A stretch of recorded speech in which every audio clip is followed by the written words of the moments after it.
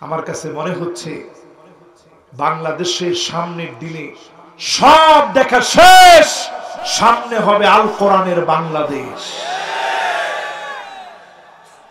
আপনারা কি রাজি আছেন? জালেমদের পতনের পরে এটা আমরা বুঝেছি, সব দেখা শেষ হয়ে গেছে। জালেমরা পালায় যাওয়ার সময় খাবার খেয়ে যেতে পারে নাই। মানুষ নিশ্চিতভাবে বুঝে নিয়েছে জালেমদের পতন, মাজলুমদের বিজয়। এই বিজয় কোরআনের পক্ষের বিজয়, কেউ আটকা দিতে পারে নাই, পারে নাই, পারে না। মনোহরপুর বাইতুন নূর কেন্দ্রীয় জামে মসজিদের উদ্যোগে আয়োজিত বার্ষিক তাফসীরুল কোরআন মাহফিল মনোহরপুর মসজিদ, রাজগঞ্জ, মনিরামপুর, যশোরের মোবারক আয়োজনের সম্মানিত সভাপতি, যিনি সভাপতিত্ব করছেন, কাবিলুল ইহতিরাম, ওয়াজিবুল ইহতিরাম হযরত মাওলানা আব্দুর রশিদ সাহেব, সুপার খালিয়া MH মহিলা দাখিল মাদ্রাসা এবং অত্র প্রতিষ্ঠানের মসজিদের সম্মানিত খতিব তিনি, আমরা ওনার জন্য দোয়া করছি। সম্মানিত আলেমকে আল্লাহ রাব্বুল আলামিন দ্বীনের জন্য কাবিলিয়তের সাথে কবুল আর মঞ্জুর করেন, পড়েন আমিন। আজকের এই মাহফিল পরিচালনায় জনাব আলহাজ মোহাম্মদ আব্দুল মাজিদ সাহেব, অত্র মসজিদের যিনি সম্মানিত সভাপতি, ওনার জন্য আমরা দোয়া করছি, আল্লাহ যেন ওনাকেও কবুল মঞ্জুর করেন, পড়েন আমিন। মঞ্চে এই মুহূর্তে উপবিষ্ট আছে জনাব হযরত মাওলানা রবিউল ইসলাম, প্রভাষক, মাহিদিয়া সম্মিলনী ফাজিল মাদ্রাসা যশোর। আমরা দিল থেকে দোয়া করি, ইখলাসের সাথে মানুষের মনে কথাগুলো গেঁথে যায়, এমন কথাগুলো আমি সহ সবাইকে, মাওলানা রবিউল সাহেব সহ প্রত্যেক দায়ীদের কথাগুলোর ভিতরে আল্লাহ যেন নূর দান করে দেন, পড়ে না আমিন। আমি ক্ষমা চেয়ে নিচ্ছি, অনাকাঙ্ক্ষিত কোনো বিষয়ে যদি আপনারা কষ্ট পেয়ে থাকেন আপনারা ক্ষমা করে দিবেন। উপবিষ্ট হাজারাত উলামায়ে কেরাম, ফুদালা, কোরামা, ইম্মা, যতজন আজকের এই মাহফিলকে ধন্য করলেন, উপবিষ্ট হয়ে শুনছেন, সম্মানিত মুরব্বিয়ানে কেরাম, তারুণ্যের উচ্ছ্বাস, দিক দিগন্তের দিকপাল তরুণ প্রজন্মের আমার তরুণ ভাইরা, নবজাগরণের অগ্রদূত, বর্তমান প্রজন্মের অহংকার, আমার ইয়ং জেনারেশন, জেন জি, যারা এই মাহফিলে বসছেন, এসেছেন, সম্মানিত মা এবং বোনেরা, পর্দার অন্তরালে যারা শ্রবণরত হয়ে শুনছেন, সকলকে একযোগে জ্ঞাপন করছি সর্বশ্রেষ্ঠতম ইসলামের অভিবাদন, উহাইয়িকুম বিতাহিয়াতিল ইসলাম, আসসালামু আলাইকুম ওয়া রাহমাতুল্লাহি ওয়া বারাকাতুহু।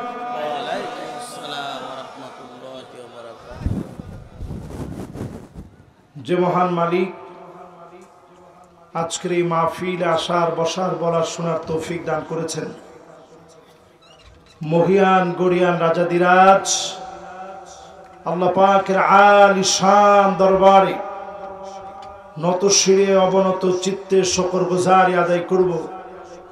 একটা লোক আমরা কৃপণতা করব না, সবাই দারাজ দিলে মনের সবটুকু উজাড় করে দিই, মালিকের শুকরগুজারি আদায় করি। সবাই মিলে পড়ি কালিমাতুশ শুকর আলহামদুলিল্লাহ। আপনারা খুশি না বেজার? পানিটা পড়তেছে, একটু মনে হয় এটা বন্ধ করতে হবে, এটা ফাইন্ড আউট করে এটা বন্ধ করতে হবে, না হলে আমার এমনি ঠান্ডা লেগে গেছে, কথা বলতে খুব কষ্ট হচ্ছে। এর মধ্যে যদি গায়ের মধ্যে পানি পড়তে থাকে তাহলে একটু পরে আর কথা বলতে পারবো না। ডান এবং বাম দুই দিক দিয়ে পানি পড়তেছে। আচ্ছা, লাফালাফি করা দরকার নেই, বাস বাজান কেউ কথা বলা যাবে না, মোবাইলগুলো সব পকেটের ভিতরে। আমি আমার নিজের অনেক দামি মোবাইল, তারপরে ওইটা কিন্তু আমি সব মোবাইল বন্ধ করে এরপরে মাহফিলের জন্য আর দেখতেছিও না, একেবারে এরোপ্লেন মোড দিয়ে রাখলে ভালো হয় মনে হয়। মোবাইল যত দামি হোক, এগুলো সবগুলা গুনার বান্ডার। তোমার ঠিক তো কয় না? এই জন্য স্মার্টফোন যেগুলো আছে সবগুলো শাটডাউন করে মনোযোগটা, যতক্ষণ আমি কথা বলতে পারবো একটু আমার দিকে মনোযোগ নিয়ে কথাগুলো শুনেন। এই যশোর কিন্তু আমার কাছে আমার একটা ঐতিহ্যের জায়গা। আমার বাড়ি কোন জায়গায় আপনারা জানেন? একজনও জানেন না? মাশাআল্লাহ, যশোরের লোক যে ইরাম, এটা আজকে পেলাম নতুন করে। কে বলতে পারবেন আমার বাড়ি কোন জায়গায়? কোন জায়গায় বাড়ি? একজন বলছে হুজুর বাড়ি আপনার ভোলা।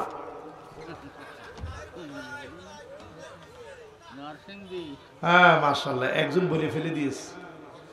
একজন বলছে নরসিংদী। মাশাআল্লাহ, উনি বলছে যে খুব ভালো মানুষ ওখানকার মানুষগুলো। তবে আমি খুব একটা, এই টিস্যু হাতে নিতে হবে, মোবাইলটা বাদ দিয়ে এটা, হ্যাঁ এটা একটু দিয়ে খেয়াল থাকতে হবে। নাকি একটু সামনের দিকে মুভ করব না? সামনে আবার আগাইলে সব চেঞ্জ করতে হবে। আচ্ছা আল্লাহ ভরসা, ইনশাআল্লাহ দেখি আল্লাহ কদ্দুর চালায়। আচ্ছা থাক, যা কপালে আস। মাইকম্যান কোথায় দেখি বাবা? অপারেটর,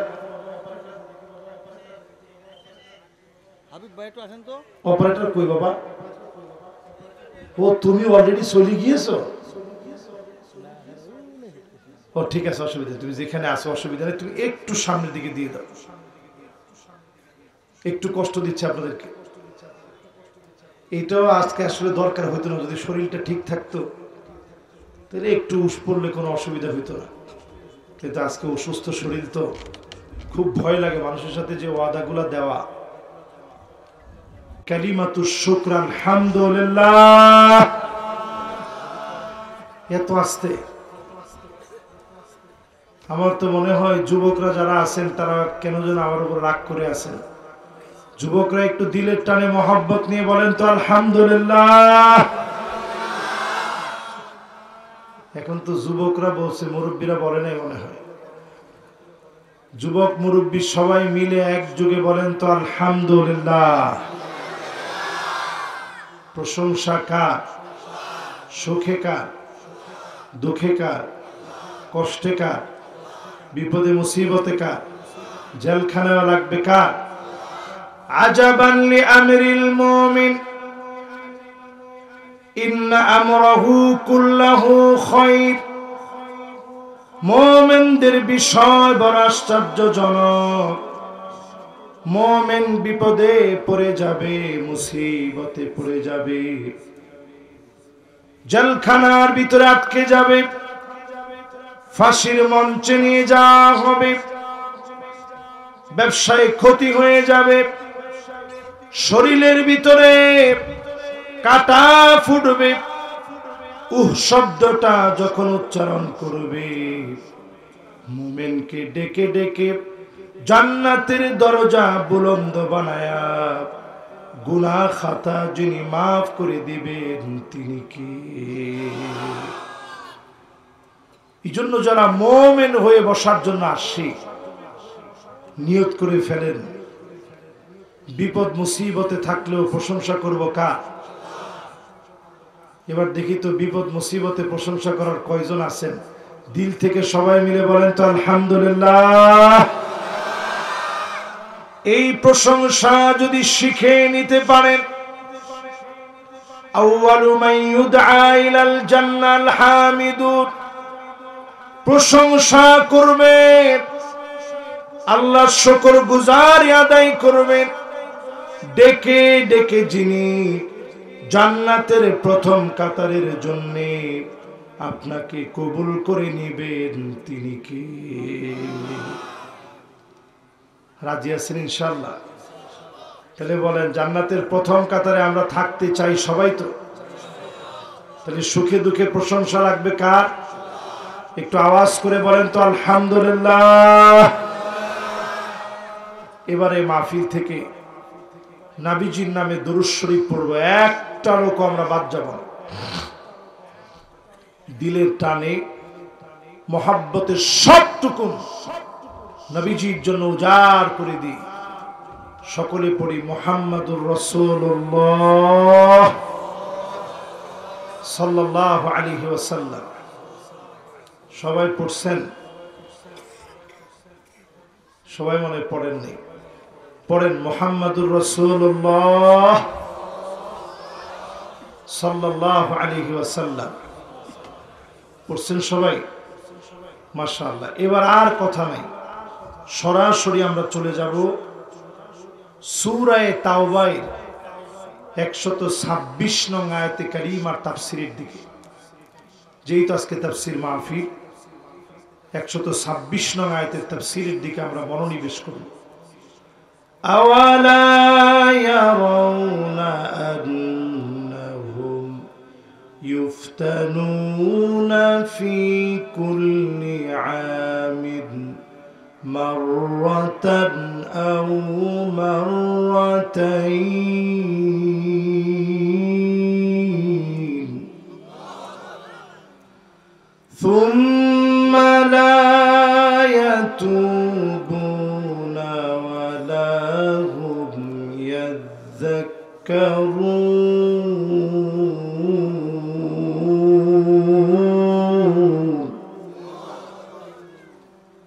তারা কি দেখে না প্রত্যেক বছরে আমি আল্লাহ রাব্বুল আলামিন একবার কিংবা দুইবার আযাব দেই, এরপরেও তাওবা করে না, আমার দিকে ফিরে না। আল্লাহ পাক আয়াতে কারিমার ভিতরে জানায়া দিলেন প্রত্যেক বছরে আযাব আসে। সিডর, আমপান, নারগিস, ডানা, সুনামি, কখনো বন্যা, ভূমিধস, ভূমিকম্প, নানা রকমের আযাব হয়। লস অ্যাঞ্জেলেসের দিকে তাকায় দেখেন দাবানল জ্বলে জ্বলে উঠছে, টর্নেডোর আশঙ্কা করছে। সৌদি আরবে তাকায় দেখেন বন্যা শুরু হয়ে গেছে। কিছুদিন আগের মাহফিলে সিলেটের এমসি কলেজে আমি বলেছিলাম অচিরেই সৌদি আরব বড় একটা পরীক্ষা দিবে, ওইখানেও বন্যা আসতে পারে। এটা হাদিস দিয়ে বলেছিলাম, কারণ নবীজি বলছেন ওয়াইলুন লিল আরব, ওয়াইলুন লিল আরব, ওয়াইলুন লিল আরব। ধ্বংস আরবের জন্য, ধ্বংস আরবের জন্য, ধ্বংস আরবের জন্য। কয়বার বলছেন? মাশাআল্লাহ, সুন্দর মনোযোগ বসছে। সবাই একটু আওয়াজ করে বলেন তো কয়বার বলছেন? উম্মে সালামা বলেন, ওগো নবীজি, আনুহলিকু ওয়া ফিনা সালিহুন, আমরাও কি ধ্বংস হয়ে যাব? আমাদের ভিতরে এত নেককার, এত দিনদার আছে। আল্লাহর নবী বললেন, হ্যাঁ, তোমরাও ধ্বংস হবা। ইদা কাসুরাল খাবাস, খারাপি বেড়ে গেলে আরবকে যিনি ধ্বংস করবেন, আযাব দিবেন, গজব দিবেন, তটস্থ করবেন, তিনি কে? এখন একটু মিলায় দেখেন, আমার ফিলিস্তিনের দিকে চোখগুলো দেওয়া যায় না। ছোট ছোট বাচ্চাগুলা ক্ষুধার যন্ত্রণায় পেটগুলা পিঠের সাথে লেগে গেছে। প্রচন্ড ঠান্ডার ভিতরে বৃষ্টি হচ্ছে, ঠান্ডার ভিতরে কনকনে শীতে মুসলমান কাঁদতেছে, হাউমাউ করে কাঁদতেছে। ছোট্ট বাচ্চাদের প্লেটে মা খাবার দিতে না পেরে ঘাসগুলা জাল দিয়ে দিচ্ছে। ছোট ছোট মুসলমান ইমানের দাবিতে সত্যবাদী হয়ে গাছগুলা খাচ্ছে মুসলমানের সন্তান। এই দৃশ্য দেখার পরেও যদি আপনার হৃদয়ে দাগ না কাটে, লিখে রাখেন অচিরেই যিনি আযাব দিয়ে পাকড়াও করবেন তিনি কে? নবীজি কয়বার বলছেন আরব ধ্বংস হবে? সবাই বলেন কয়বার? কোরআনের ভিতরে আল্লাহ বলছেন প্রত্যেক বছরে একবার অথবা দুইবার শাস্তি দিই। বাংলাদেশের দিকে তাকায় দেখেন এই কয়েকদিনের ভিতরে পরপর ভূমিকম্প হয়ে গেছে। কিছু ঠিকঠাক তো কিছু কর না, আমি কি বানায় বললাম? এই কয়েকদিনের ভিতরে ভূমিকম্প হয়েছে। কে কে টের পাইছেন হাত তুলেন। মাশাআল্লাহ, ফেসবুক থেকে টের পাইছেন না? ও সরাসরি পাইছেন টের? আল্লাহু আকবার। আচ্ছা, আর কে সরাসরি কে কে পাইছেন দেখি? আল্লাহু আকবার, মাশাআল্লাহ, হাতগুলা নামা। এবার একটু দেখতে চাই ফেসবুক থেকে কে কে দেখে দেখে জানছেন, একটু হাত তুলেন তো দেখি। এবার হাতগুলো নামান। আপনারা কি কষ্ট পাচ্ছেন আমার কথায়? এই যে আপনাদেরকে বারবার হাত উঠাচ্ছি, হাত নামাচ্ছি, একটু জিজ্ঞাসা করতেছি, এটার মধ্যে কিন্তু অনেক সওয়াব আছে। খায়রুন লাকা মিন আন তুসাল্লিয়া আলফ রাকাত। আমার মতো নালায়েকের কথা থেকে এই মাহফিলে বসে নতুন যদি কিছু শিখে যেতে পারেন, 1000 রাকাত নামাজ পড়লে যেই পরিমাণ সওয়াব হবে, এর চাইতে বেশি সওয়াব যিনি বান্দার আমলনামায় দিয়ে দিবেন তিনি কে? খুশি না বেজা? 1000 রাকাত সওয়াব নেওয়ার জন্য সবাই আমার সাথে সাথে একটু একটু বলবেন, অংশগ্রহণ করবে। বলেন তো দেখি, বছরে আযাব আসবে কয়বার? 1 থেকে। মাশাআল্লাহ, কে বলছে প্রথম দেখি? সুন্দর উত্তর দিছে, মাশাআল্লাহ। 1 থেকে 2 বার। আপনি একটু তাকায় দেখেন করোনার বৎসরগুলা ঠিকই সারা দুনিয়ার লোকেরা বলেছিল বাংলাদেশ ভয়ে তটস্থ হয়ে যাবে, লাশ জায়গায় জায়গায় পড়ে থাকবে। আমার দেশে এমন হয় নাই। বড় বিপদের আগে আমার দেশের মানুষগুলাকে যিনি হেফাজত করেছেন তিনি কি? আমার 2টা চোখ দিয়ে আমি দেখেছি মানুষের উঠানের ভিতরে নামাজ পড়তে। ঢাকা শহরে সাদে সাদে নামাজ হয়েছে, তারাবির নামাজ।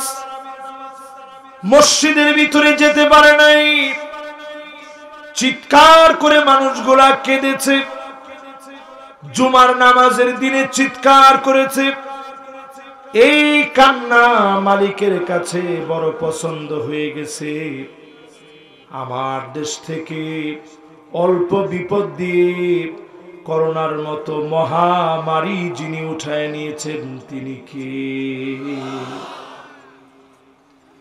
বর্তমান পৃথিবীর যে অবস্থা, আমেরিকায় দাবানল চলতেছে কেন জানেন? সারা দুনিয়ার ভিতরে 2 কোটি মুসলমান মার খাচ্ছে। আওয়াজ করে বলেন কয় কোটি? 20 কোটি মুসলমানের মাথার উপরে ছাদ নাই। আমার অনেক মা বোন মাহফিল শুনতে এসেছে। মা বোনদের বসার জায়গা সুন্দর আছে তো? আমি দেখে আসছি। আপনারা আর কয়জন? মা বোনদের ওইখানে এত পরিমাণ মা বোন আসছে, আমার কাছে মনে হচ্ছে বাংলাদেশের সামনের দিনে সব দেখা শেষ, সামনে হবে আল কোরআনের বাংলাদেশ। আপনারা কি রাজি আছেন? জালেমদের পতনের পরে এটা আমরা বুঝেছি, সব দেখা শেষ হয়ে গেছে। জালেমরা পালায় যাওয়ার সময় খাবার খেয়ে যেতে পারে নাই। মানুষ নিশ্চিতভাবে বুঝে নিয়েছে জালেমদের পতন, মাজলুমদের বিজয়। এই বিজয় কোরআনের পক্ষের বিজয়। কেউ আটকা দিতে পারে নাই, পারে নাই, পারে না।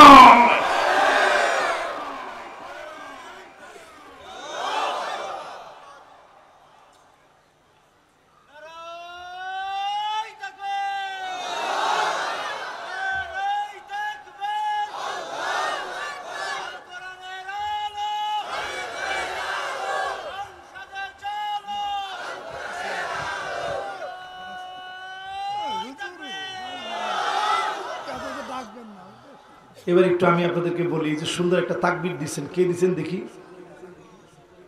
মাশাআল্লাহ। বসেন, একেবারে ইয়ং মানুষ না?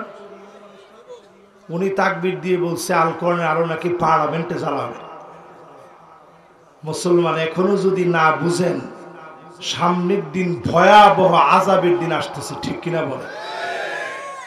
সাগরদারির এক মাহফিলে আজ থেকে 8 বছর আগে ঠান্ডা জনিত মহামারীর কথা আমি বলেছিলাম, 8 বছর আগে। আজকের আপনাদের এই মাহফিলে ভাঙা কণ্ঠে অসুস্থ শরীর নিয়ে 2025-এ আমি পরিষ্কার বলতে চাই, কোরআনুল কারীমের সূরা তাওবার 126 নং আয়াত, নবীজির হাদিসগুলো পরিষ্কার বলে দিচ্ছে আগামীর পৃথিবীর নেতৃত্ব মুসলমানরা দিবে।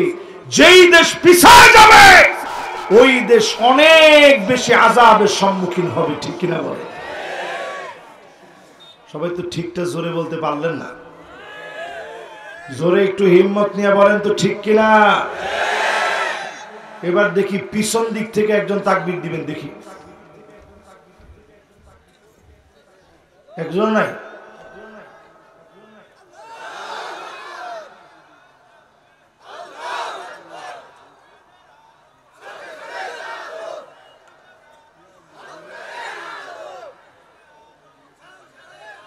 উনি 16 বছরের জালেমদের জুলুমের শিকার হতে হতে দুর্বল হয়ে গেছে। এবার একজন দিবেন যিনি দুর্বল হন নাই, পিছনের দিক থেকে।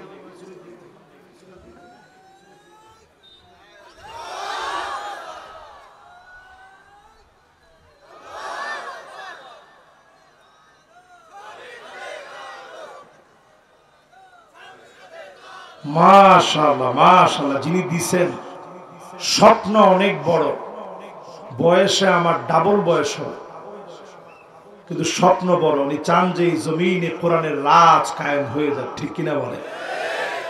তাহলে বছরের শাস্তি আসে কয়বার? মাশাআল্লাহ, এত সুন্দর মুখস্থ হয়েছে আপনাদের, জোরে কোন কয়বার? এইবার শুনেন, আমার দেশে কি কি আযাব আসার সম্ভাবনা আছে। আল্লাহর নবী বললেন বাদিরু বিল আমালি সিত্তান, ক্ষমতার রদ বদলের পরে 6টা বিষয় লক্ষ্য রাখবেন। আওয়াজ করে বলেন কয় বিষয়? এই ওয়াজ যশোরে আমি কোনোদিন করিনি, কেশবপুর, সাতক্ষীরা, মনিরামপুর, সাগরদারি কোথাও করা হয়নি। আজকে আপনাদেরকে 6টা একবারে মুখস্থ করাই দিব। যদি 6টার পরে আমি মারা যাই, তাইলে এই জমিনে দিন কায়েমের জন্য সচেষ্ট কর্মী আপনারা হবেন তো ইনশাআল্লাহ? 1 নাম্বার, আল্লাহর নবী বলেন ইমারাতুস সুফাহা, নির্বোধরা যদি ক্ষমতায় চলে যায় জুলুম নির্যাতন বেড়ে যাবে। ওমা ঠিক কি এরকম? ঠিক কি এরকম? এটা আমার কথা বলতেছিল, নবীজির হাদিস বলতেছি। যদি আপনার কলিজার ভিতরে ধরে যায়, আপনি কলিজারে এখনই বুঝান যে কলিজা ঠিক হয়ে যায়। আরো আস্তে কর। নির্বোধ যদি ক্ষমতায় চলে যায় বড় ধরনের খেসারত দেওয়া লাগবে। এই জন্য আবু হুরায়রা রাদিয়াল্লাহু তাআলা আনহু ইমারাতুস সুফাহা, নির্বোধদের ক্ষমতার চেয়ে মৃত্যু কামনা করছেন, আল্লাহ আপনি আমারে উঠায় নেন। নির্বোধদের ক্ষমতা দেখেন না। আলেমদেরকে বলি, ইসলাম পন্থীদেরকে বলি, যদি নির্বোধরা আবার ক্ষমতায় আসে, জালেমরা যদি আবার ক্ষমতায় আসে, টুপি পরবেন তো পরে, মাথা থাকলে তো টুপি পরবেন, মাথায় থাকবে না টুপি পরবেন কেমনে, ঠিক কিনা বলে? কথা কি বুঝে আসতেছে? তাহলে কয়টা শাস্তি আসবে? 6টার প্রথমটাই যদি এখন ভালো করে ঠিকঠাক না করেন, কষ্ট হয়ে গেছে নাকি আপনাদের? না না না, মনে হয় কষ্ট হয়ে গেছে। কষ্ট হয়ে গেছে? যে সময় কষ্ট হবে আমার একটু ছুটি দিয়ে দিবেন। তাহলে 1 নাম্বার অনেক রাত পর্যন্ত ওয়াজ চলবে, কি বলেন? কিন্তু আমার দিলটা আজকে আর চলতেছে না। তারপরেও মাশাআল্লাহ আপনারা আমারে বড় মহব্বত করেন, আমি জানি। মাশাআল্লাহ, আল্লাহ তুমি সব পারো। এই জমিনে 5ই আগস্ট আল্লাহ তুমি দেখাইছো। আল্লাহ এই জমিনে তুমি পারো কালেমার রাজকে আল্লাহ তুমি উদ্দিন করে দিতে। আমাদের প্রিয় আল্লামা চলে গেছেন। 1টা বছর যদি থাকতো সুখের দিনটা তিনি দেখে যেতে পারতেন। ফয়সালা কার? আল্লাহর ফয়সালা। ইমারাতুস সুফাহা, নির্বোধরা যদি ক্ষমতায় আসে, আবার যদি জালেমরা ক্ষমতায় বসে, মাথা থাকবে না, টুপি পরবেন কেমনে? যদি নিজের ঈমান বাঁচাতে চান, সব দলকে বলবো কোরআনের দিকে আসে। আগামী দিনে কোরআনকে যিনি বিজয়ী করবেন তিনি কে? 1 নাম্বারটা গেস। মা বোনদেরকে বলে আপনাদেরও কিন্তু সেই ওয়াজ। মা বোনরা যদি কোরআনের দিকে না আসে, এই দেশে পরিবর্তন কি সম্ভব? লা ইউফলাহ কওমুন ওয়াল্লাউ আমরুহুম ইমরাআ, ওই জাতি সফল হবে না যেই জাতির নেতৃত্ব দিবে নারীরা। ওমাই তো কয় না কিছু, এটা নবীজির হাদিস। হাদিসটা বলে পরিষ্কার আমরা বুঝাই, আমাদের দেশে যারাই নেতৃত্ব দিয়েছে তাদের কিন্তু সন্তানাদি আছে না?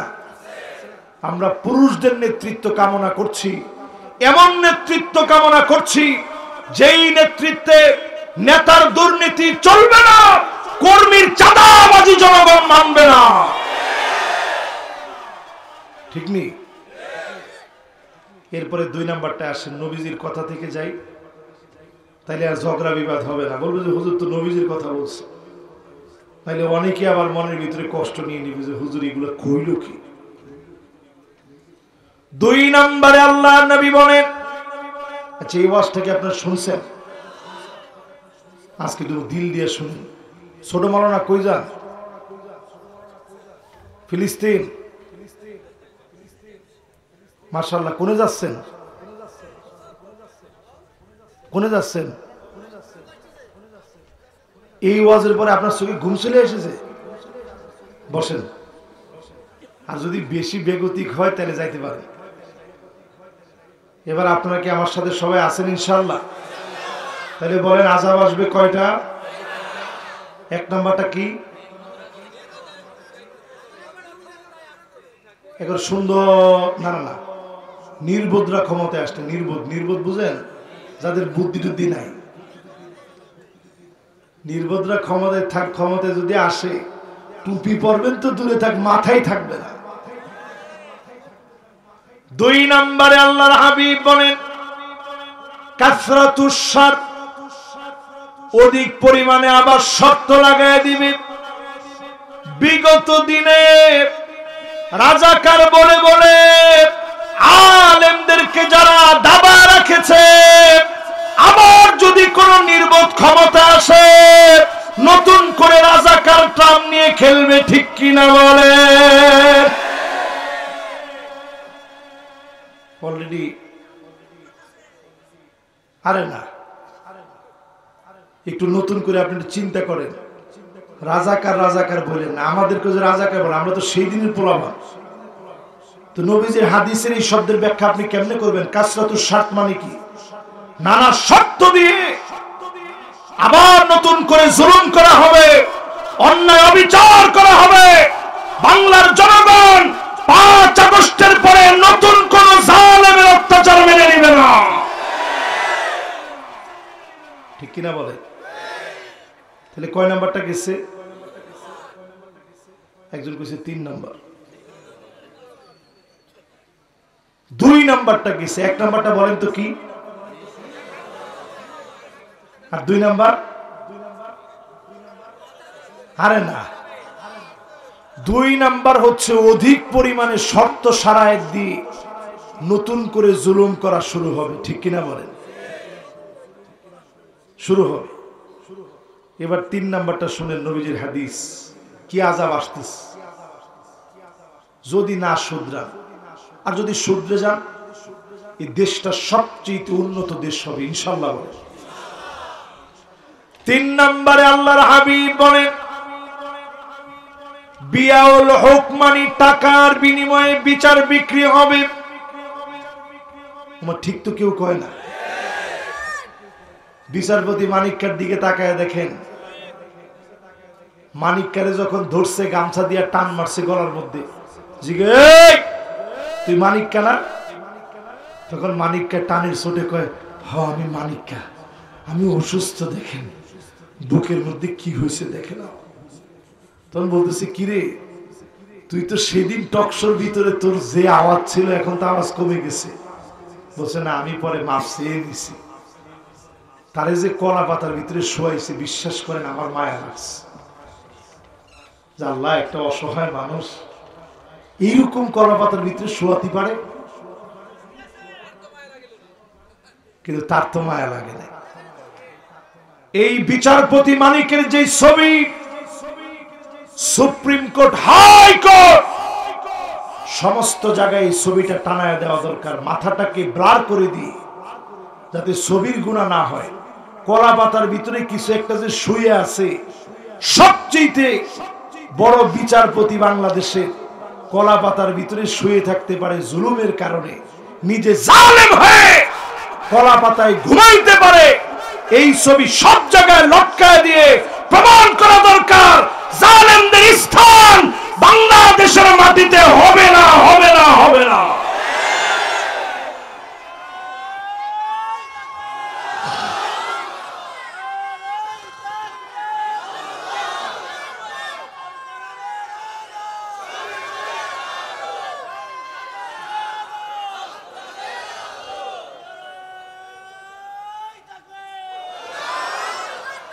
ভয় পেয়েছেন আপনারা? কিসের ভয়? এই এলাকার লোক আগেই কোনোদিন ভয় পায় না, এখন কিসের ভয়? কোন ভয় আছে? এবার বলেন তো, তিন নাম্বারটা কি জানি বলছিলাম? টাকার বিনিময়ে বিচার বিক্রি হবে।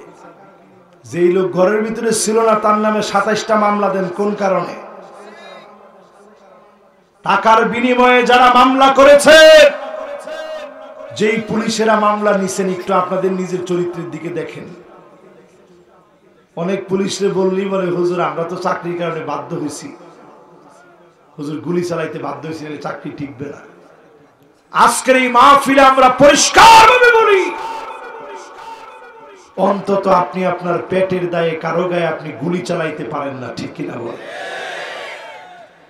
বিয়াউল হুকম, নবীজি বলছেন ক্ষমতা রদবদলের পরে 3 নাম্বার খেয়াল রাখতে হবে, টাকার বিনিময়ে যদি বিচার বিক্রি হয়, ওই বিচারিক প্রক্রিয়ায় কোনোদিন শান্তি আসতে পারে না। ঠিক কিনা বল? বাংলাদেশে বস্তা পচা, ব্রিটিশদের রেখে যাওয়া পচা বস্তায় ভরা ওই আইন দিয়ে এখনো আমার বিচার চলে। যদি বাংলাদেশে 5 আগস্টের পরে ছাত্ররা যেটা চেয়েছে, উই ওয়ান্ট জাস্টিস, আমরা ন্যায় বিচার চাই, এই ন্যায় বিচারের পক্ষে যদি আসতে হয়, কোরআন ছাড়া অন্য কোন কিতাব দিয়ে ন্যায় বিচার আসবে না। ঠিক কিনা বলেন? তাহলে কয় নাম্বারটা গেছে? 4 নম্বরে নবীজি বলেন, ইস্তিগফাফাম বিদ্দাম, চারদিকে রক্তের সরাসরি হবে। জোরে কোন কি হবে? এখন হচ্ছে নি, তবে যেই রকম তারা ধারণা করছিল এরকম হয় নাই। মানুষ কিন্তু অনেক সভ্য হয়েছে, নাইলে 16 বছরে যা চালাইছেন যদি এটার বিচার করতো একদিনে হাজার হাজার মানুষ মারা যেত দেশে, ঠিক কিনা বলে? মাশাআল্লাহ, আমি কইছি হাজার হাজার, আমার শ্রোতা আকবরায় বলছে 1 লাখ মারি ফেলতাম। এবার আমরা একটু নিজেরা বলেন, তাহলে এখন ওবায়দুল কাদের সাহেব নিজেই বলছিল, ঠিক না? না, উনি তো খেলা হতে রাজি, তো এই জন্য উনি এরকম কথা বলতে পারে। মানুষ এত সভ্য হয় নাই, এজন্য এখনো কেউ কারো গায়ে তেমন হাত দেয় নাই। তারপরও তাকায় দেখেন, লুকা ইবনে লুকা, নবীজি যেদিন মক্কা বিজয় হলো সবাইরে মাফ করলেন।